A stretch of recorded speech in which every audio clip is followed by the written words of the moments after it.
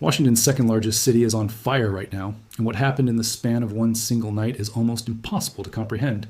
62,000 people evacuated, 640 structures gone in the Old Trails fire alone, and that number is only for one of the 3 fires now burning as a single complex around this city.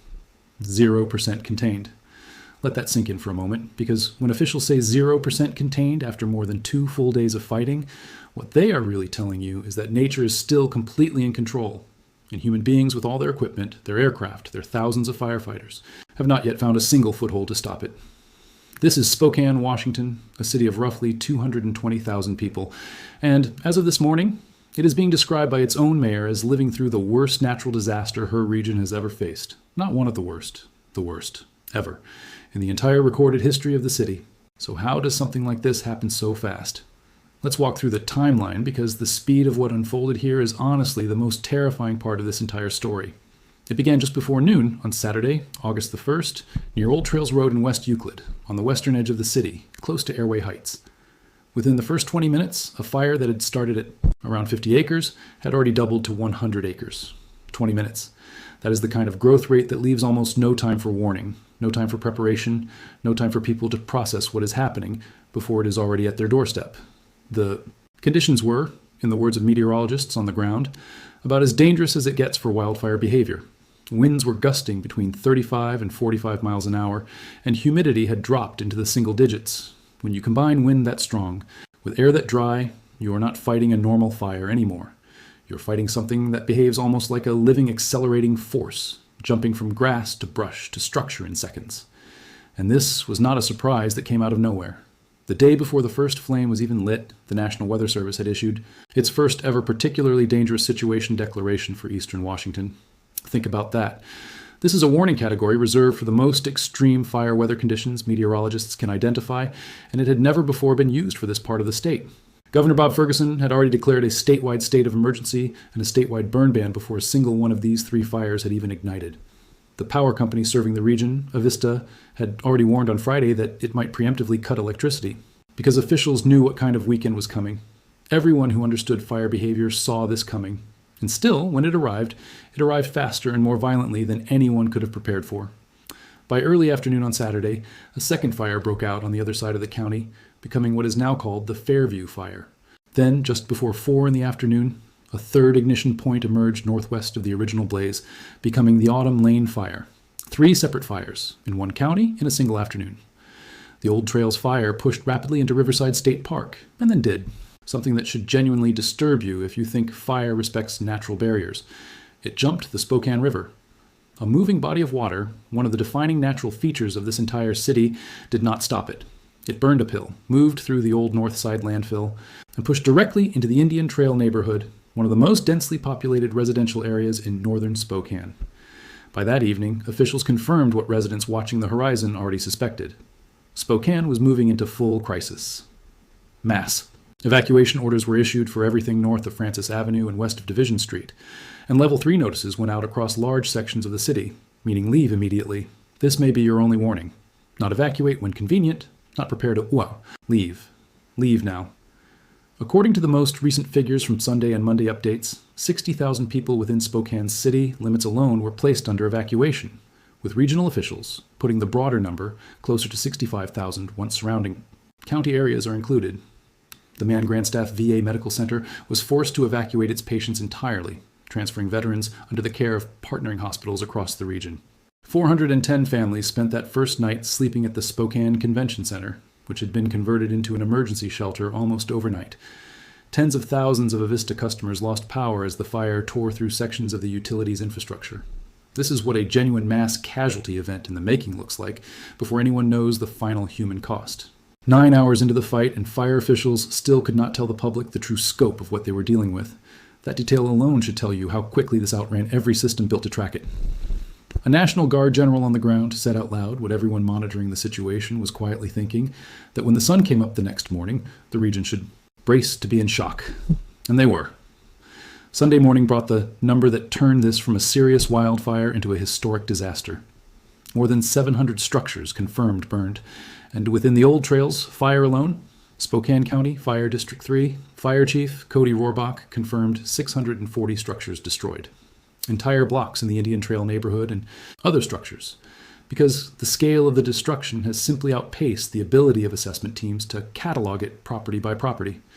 This is also the moment the National Guard was activated for wildfire response in Washington state for the first time since 2021. Think about what that threshold means. It is not activated for ordinary fire seasons. It takes a fire behaving in a way state and local resources cannot handle alone. As of the most recent reporting, the 3 fires, Old Trails, Fairview, and Autumn Lane, are now being managed as a single incident under one name, the Spokane Complex Fire, or Spokane Area Fires, depending on which agency you're reading from. According to federal incident management teams, the complex has burned more than 8,000 acres combined, with Old Trails responsible for roughly 3,619 acres, Fairview at approximately 1,056 acres, and Autumn Lane climbing to around 3,351 acres, at last count still 0% contained. 0% more than 48 hours after ignition. For a region this developed, this populated, this close to a major metropolitan center, that containment number is almost unheard of. Let's talk about what 62,000 evacuated actually means on the ground, because a number that large can become abstract if you don't sit with it for a second. That is not 62,000 people calmly packing bags with time to think. Video and eyewitness. Accounts from the Indian Trail neighborhood describe walls of flame consuming home after home, explosions audible through thick smoke as trees and structures ignited almost simultaneously. Residents have described leaving with only what they could physically carry, some grabbing pets, some grabbing nothing at all because there simply wasn't time.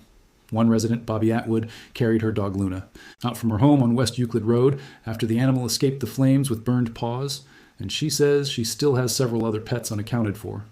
That is one family's story out of tens of thousands now living some version of the same nightmare, not knowing what they'll find, when, and if they're allowed back. Local authorities have opened multiple shelters to try to handle the sheer volume of displaced residents.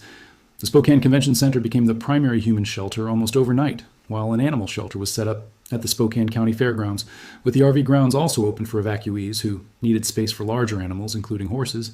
A Red Cross shelter was also opened. Further out, in Chewella at Jenkins High School for residents in southern Stevens County affected by the fire's northern spread. If you spent any time in farming or ranching communities, you understand what it means to watch families scrambling in Facebook groups asking whether anyone has a horse trailer available, whether anyone can help move livestock before the fire line reaches them. This is not just a city disaster, it is stretching into rural areas where people's entire livelihoods, not just their homes, are on the line. Spokane Mayor Lisa Brown did not soften her language when she addressed the public. She called this the worst natural disaster her region has ever faced. Full stop, no qualifiers. Governor Bob Ferguson, who had already declared a statewide emergency before the fires even ignited, confirmed he personally spoke with President Trump about the situation, saying the president expressed support for what residents are going through and that a request for immediate FEMA assistance has been filed, alongside a separate request for long-term federal recovery funding. Washington State Commissioner of Public Lands, Dave Upthegrove, did not hide his emotion either, calling the devastation heartbreaking and pointing out that behind every dramatic image circulating online is a firefighter who has been working for days straight, an emergency manager making impossible decisions in real time, and a family walking away from everything they own just to stay alive. He added something that should genuinely concern anyone watching this unfold, that this is an extraordinary wildfire season across the entire state, and that what we are witnessing is simply not normal, even by the standards of a region that has grown used to summer fire danger. And here is the part that should worry you most if you're tracking this story closely. U.S. Senator Maria Cantwell, standing alongside federal, state, and local officials, told reporters plainly that the region is not out of danger yet, warning that the next couple of days remain challenging because forecasts show no meaningful break in the dry weather pattern that allowed this to explode in the first place. Investigators still have not determined what sparked the very first flame near Old Trails Road, and until they do, the region remains on edge, watching a landscape primed to ignite again at any moment. Now let's zoom out from Spokane itself, because this is not an isolated tragedy happening in a vacuum.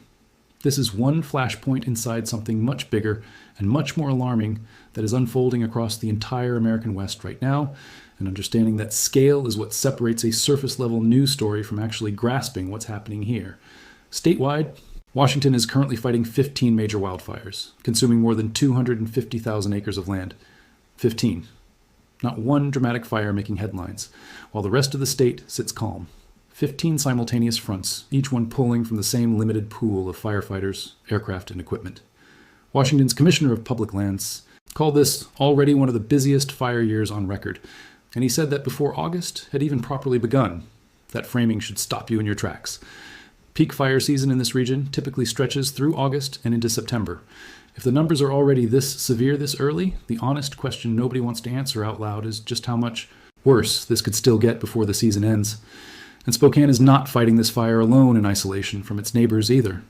Just across the border in British Columbia, Canada, wildfires are tearing through the Okanagan wine region, one of the most picturesque lake communities in North America, an area known for lakefront homes, vineyards, and tourism.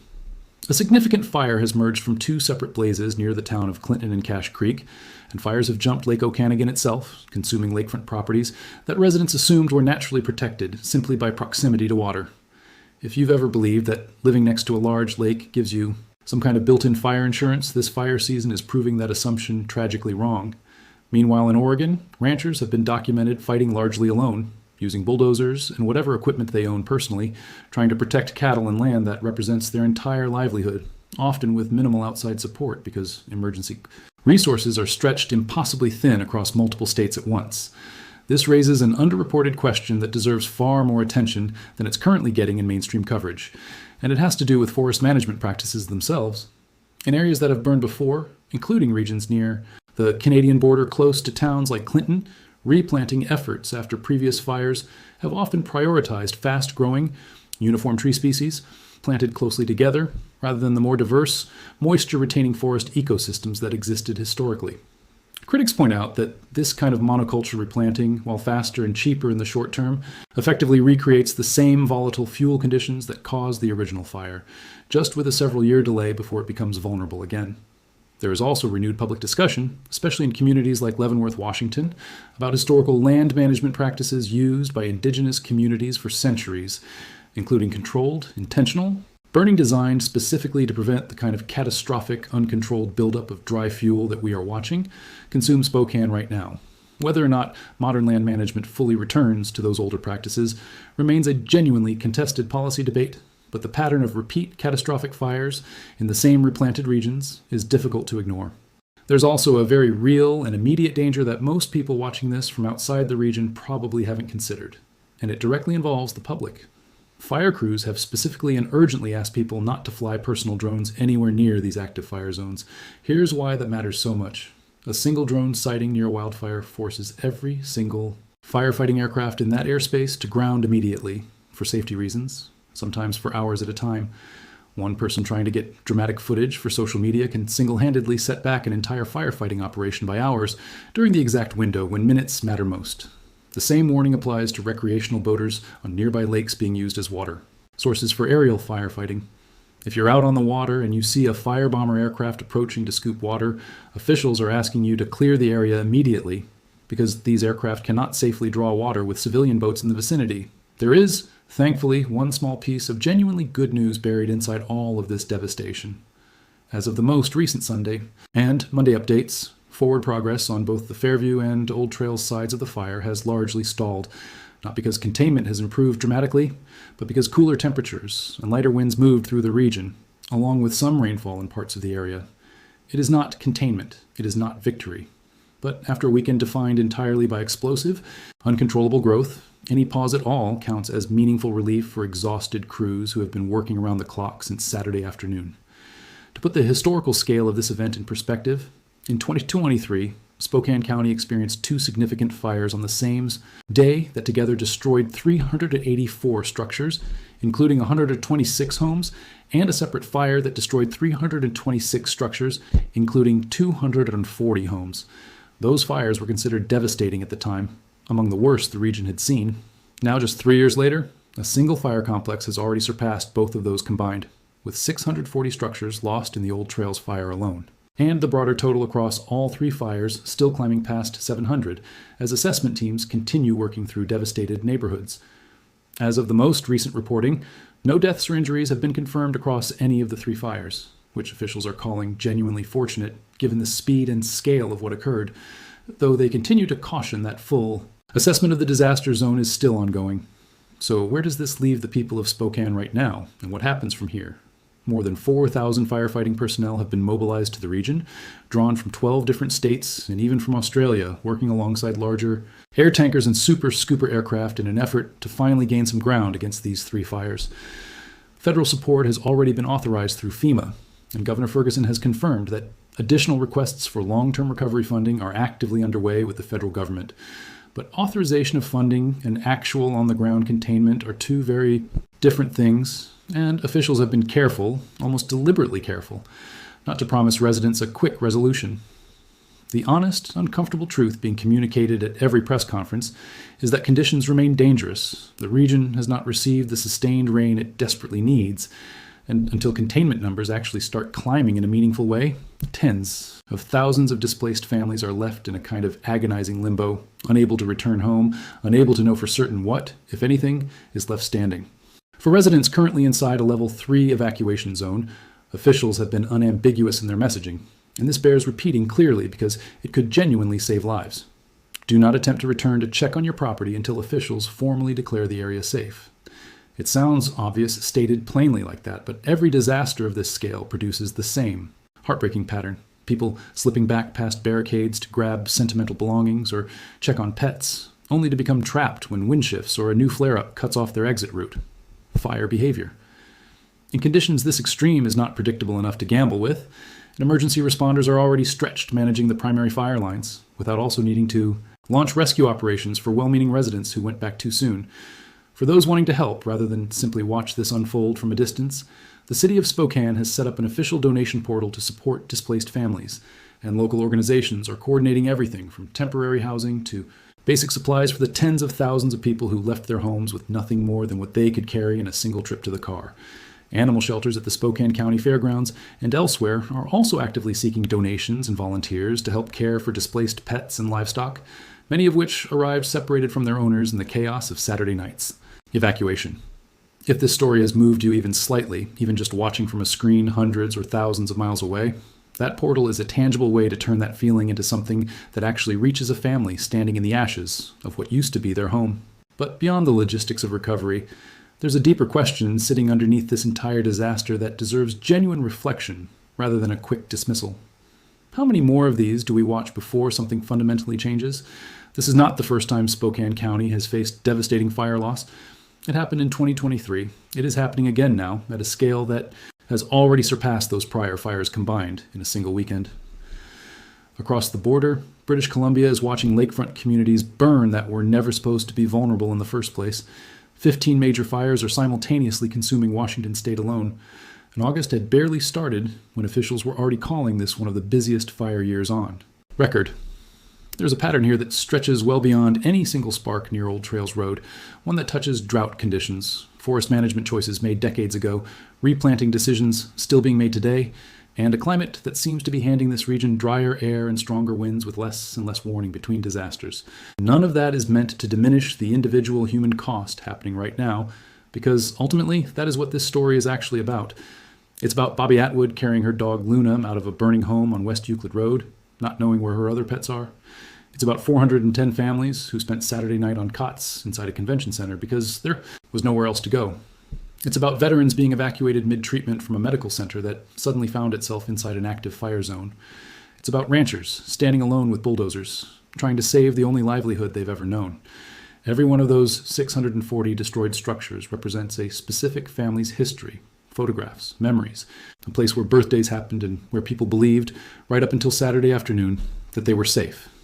So here is the question worth sitting with as this story continues to develop hour by hour. When a fire jumps a river, crosses international borders, in effect, if not literally, overwhelms a National Guard activated for the first time in years, and destroys more structures in a single weekend than 2 entire fire seasons combined just 3 years ago, at what point does this stop being treated as an unfortunate seasonal event and start being treated as the new baseline reality this region has to build around? That is not a rhetorical flourish. It is the actual question emergency officials, climate scientists, and residents rebuilding their lives are going to have to answer in the months ahead. And it's one worth thinking about long after this particular fire is finally declared contained. If you want to stay updated as containment numbers change, and as the full human cost of this disaster becomes clearer in the coming days, make sure you're subscribed because this story is still very much unfolding in real time and there is more to come.